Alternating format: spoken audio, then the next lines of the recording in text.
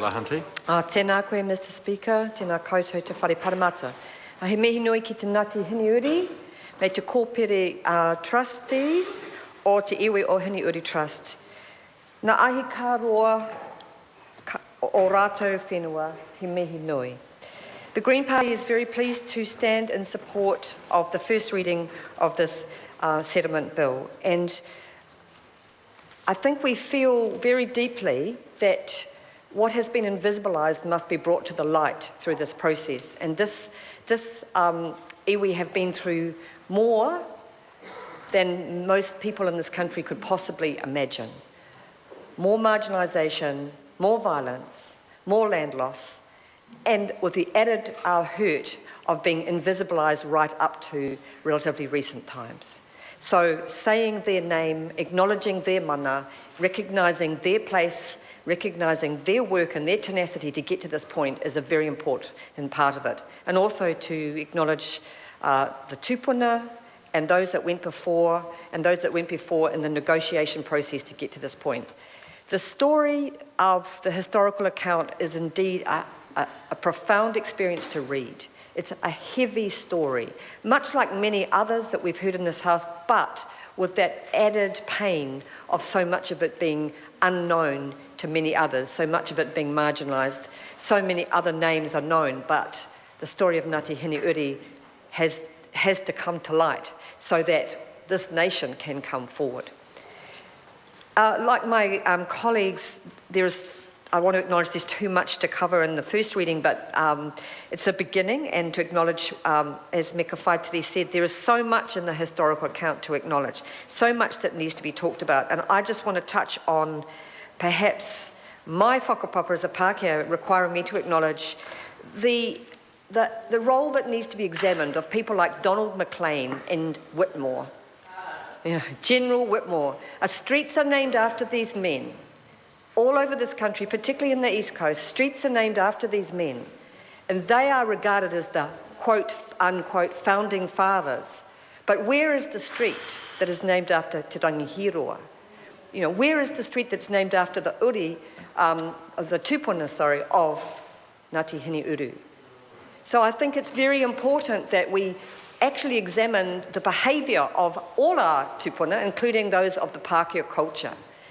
And if you look at the historic account, we can see that Donald Maclean decided, without really clear explanation, that the people were a threat. The Crown, under Donald Maclean, decided the party at Omarunui was a threat to the security of the region surrounding Napier.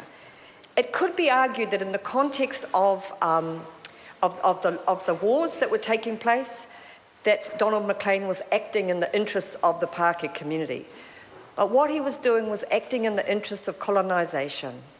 So too General Whitmore, acting in the interests of my culture to take over the whenua of many peoples, but particularly this people, Ngāti Hineuru.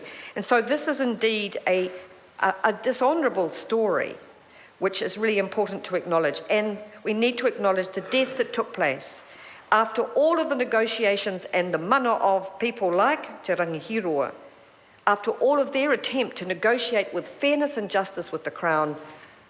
That's what happened those days at Omarunui and Pētane tell another story, and a story of dishonour on behalf of my people, my culture, and the Crown.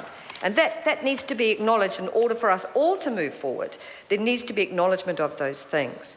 Because halfway through the 1860s, it's tragic to read that the men were either dead or had retreated to other parts of the motu and had been transported to Wharikauri.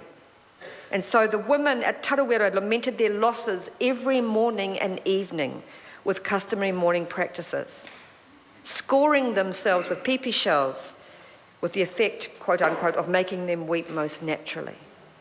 Much to weep about when all of your men have been taken, when your land has been taken, and when your people are on an island offshore, with te koti, without trial and without justice. And so the story continues to be intertwined with the story of Te Koti, Pai Mariri and the Ho-Ho movement, and the story of the people returning to Whareongonga, a place I've been to, where Te Koti and people from Ngāti Hineuri, the whakarau landed to return to Aotearoa. But that was just another round of tragedy, another round of marginalisation. And I think it's really important to acknowledge that the whakarau should never be forgotten. That story should be taught in every school in this country. People need to understand what it is to be imprisoned without trial, to escape peacefully, basically, and to come back to your home country, and then to be hounded by the Crown throughout the motu. And I think we've already touched on what happened at Ngātapa, an appalling story of Crown culpability.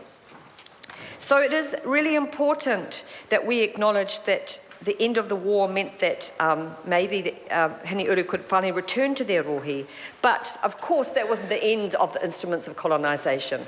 So then comes another 100 years of rip-offs, manipulations, individualisations and destruction through the wonderful instruments that the Crown created in order to continue the colonisation process. And so we might debate how much is being spent on te treaty settlements, but we need to remember we've got more than 170 years of the rip-off, and we need to invest in the healing. We need to do that properly, but we need to invest in that healing. So it's really important that we actually understand what happened.